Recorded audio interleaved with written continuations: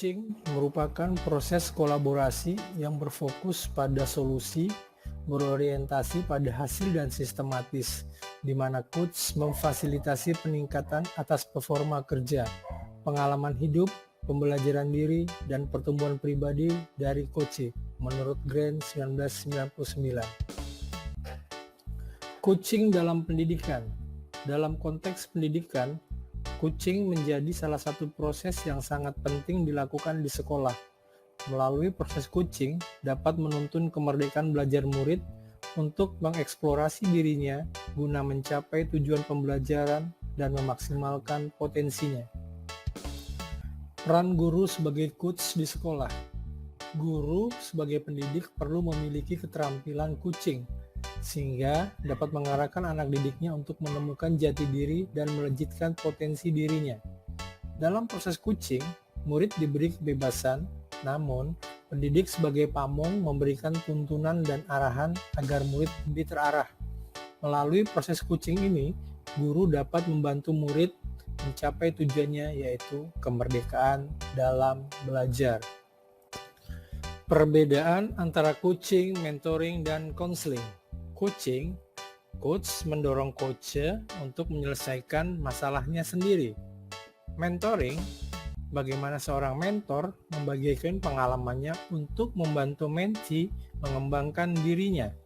Sedangkan di dalam proses counseling, seorang konselor membantu konseli untuk memecahkan masalahnya.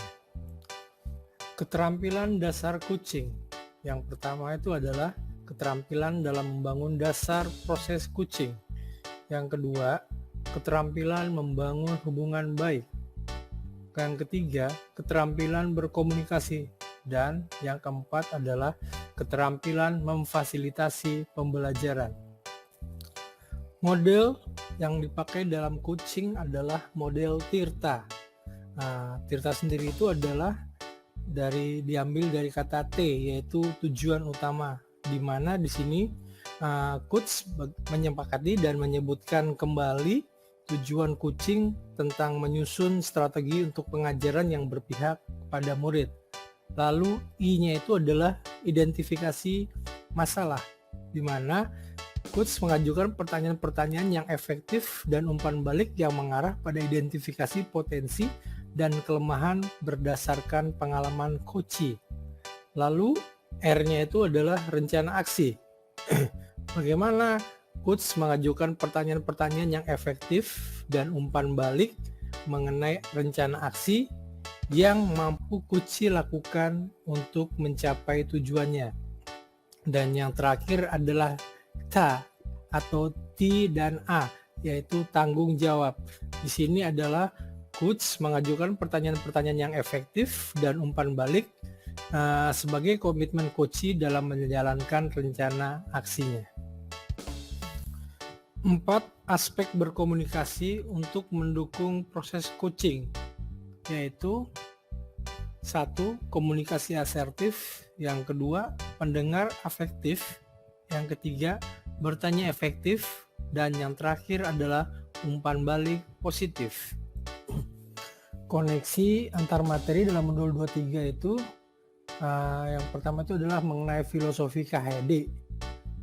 Bagaimana pendidikan bertujuan untuk menuntun tumbuhnya atau hidupnya kekuatan kodrat anak sehingga dapat memperbaiki pelakunya.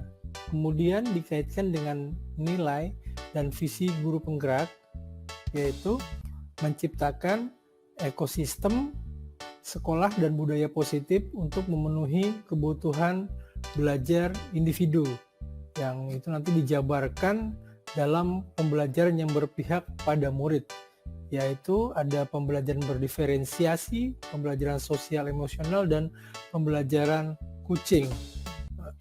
Pembelajaran berdiferensiasi adalah pembelajaran yang mengakomodasi dari semua perbedaan murid, terbuka untuk semua, dan memberikan kebutuhan-kebutuhan yang dibutuhkan oleh setiap individu atau murid. Sedangkan pembelajaran sosial dan emosional adalah pembelajaran yang dilakukan secara kolaboratif oleh seluruh komunitas sekolah. proses kolaborasi ini bisa memungkinkan anak dan orang dewasa di sekolah memperoleh dan menerapkan pengetahuan, keterampilan, dan sikap positif mengenai aspek sosial dan emosional. Sedangkan coaching sendiri adalah merupakan suatu proses kolaborasi yang berfokus pada solusi, berorientasi pada hasil, dan sistematis, di mana coach memfasilitasi peningkatan atas performa kerja, pengalaman hidup, pembelajaran diri, dan pertumbuhan diri dari coach itu sendiri. Kemudian dari situ diharapkan akan terciptanya merdeka belajar. Maksudnya itu adalah melalui pembelajaran yang berpihak pada murid, dan coaching yang dilakukan oleh guru dapat mewujudkan murid yang merdeka dan berkembang sesuai potensi dirinya.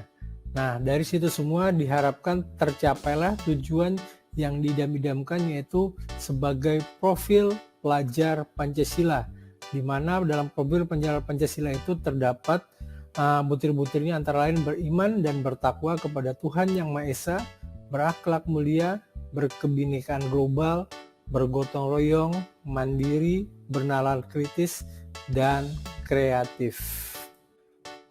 Refleksi terhadap kegiatan coaching di sekolah. Melalui proses coaching ini, membantu saya sebagai seorang guru dalam menuntun segala kekuatan kodrat siswa sehingga dapat memperbaiki lakunya. Selain itu, melalui coaching, saya dapat mengarahkan murid untuk tetap berada di arah yang benar dan menggali potensi diri dari murid. Dan melalui coaching juga, saya sebagai guru dapat membantu murid memperoleh kemerdekaan belajar dalam pembelajaran di sekolah, dengan mengaktifasi kerja otak murid dengan memberikan pertanyaan-pertanyaan yang reflektif. Terima kasih. Salam guru penggerak, merdeka belajar.